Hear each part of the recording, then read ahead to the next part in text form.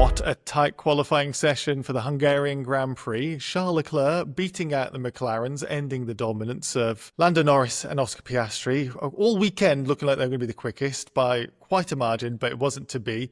Ludo Van Denderen, you're on the ground in Budapest for GPblog, and I want to start with Ferrari, but not the one that's on pole position. Lewis Hamilton, 7-time champion, looking like a man shell-shocked. This latest press conference with Lewis Hamilton saying that he's useless. This is not the Lewis Hamilton I've seen before. This looks like a completely broken man. What did you see when you were in the paddock with him? Yeah, of course. Lewis didn't make it to Q3 today. He was very disappointed. You can see that. You're referring to an interview we did on but there he was saying that perhaps Ferrari should put a different driver in the car. That's not the car, that's him. We had him also here in the media pan that's right behind the camera. And it was like a story.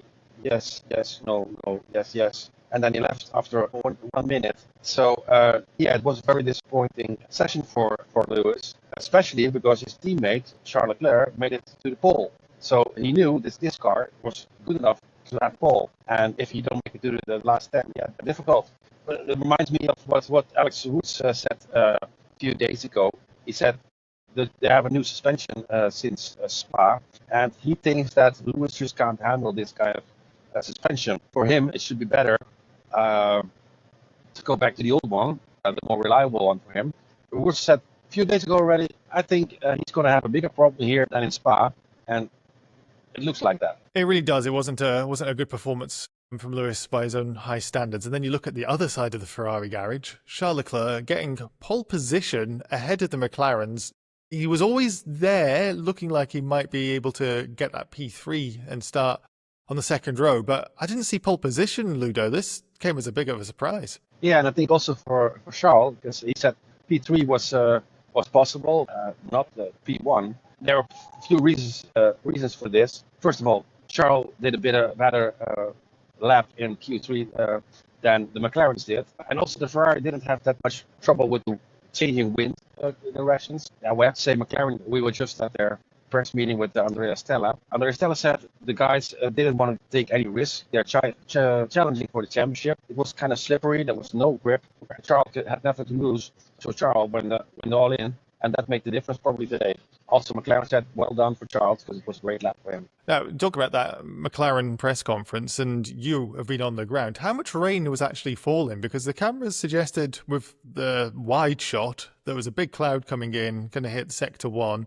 And then the teams really rushed out to get out of the pit lane. It didn't look like, with the lap times, it was getting that wet. Was the drizzle hitting the track quite badly, and were McLaren right to take it so conservative on their final laps? I think they were conservative because we were here in media pan, and you have to think about we are at start-finish. We're talking about turn 1, where there was possibly rain, but I haven't seen any rain today, so it was totally dry where I was standing. And imagine it was pretty hot here today, because when it drizzles, before it hits the ground, it's already dried. So yeah, there was not much problem there. Well, talk about problems. There was a problem in Red Bull. Well, let's start from Q1. Yuki Tsunoda out again, and looking like Red Bull would be a midfield team if not for Max.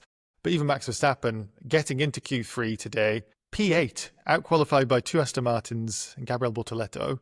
And all due respect to them, great laps by those guys, but something not working again in qualifying for the Red Bull. What did you find out from the team today? Yeah, of course, it didn't work out. But on the other hand, Max wasn't in the top 10 for 2 days, so he was kind of happy that even made it to the top 10, because it was looking like it's going to be a 12th, 13th spot on the grid. I think Max maximized today. There was nothing more in it. The balance, he said, was okay, but he had absolutely no grip. He said a few times over the radio, it looks like we were driving on ice.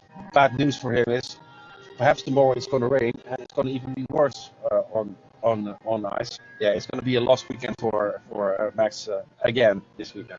Final thing, Ludo, and again, put you on the spot a little bit. The possibility of rain, bit of a surprise maybe. Lance Stroll, and obviously Fernando Alonso as well, taking P5, P6. Stroll's always done pretty well when there's a bit of wet weather. Would you think the Aston Martins, who looked quick on Friday, they've done that a few times, have actually got a chance of maybe pushing towards the front of the podium, or maybe just getting as a solid haul of points? You have to remember, of course, that what I said earlier about Stella saying that the guys are not taking any risks because of the championship. Perhaps this is the moment then that a team like Aston Martin can do something that nobody expected them to do.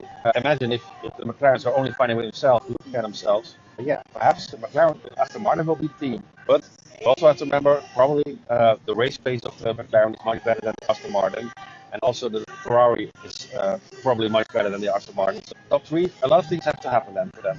We'll never know. We'll maybe see Lance Stroll winning the race, Charles Leclerc in second, and Nico Hulkenberg getting his next podium. Who knows? Stranger things could have happened. But we'll find out tomorrow, of course, and see which McLarens inevitably win this race. But until then, thank you for everything you brought to us today. And thank you, everybody else, for watching.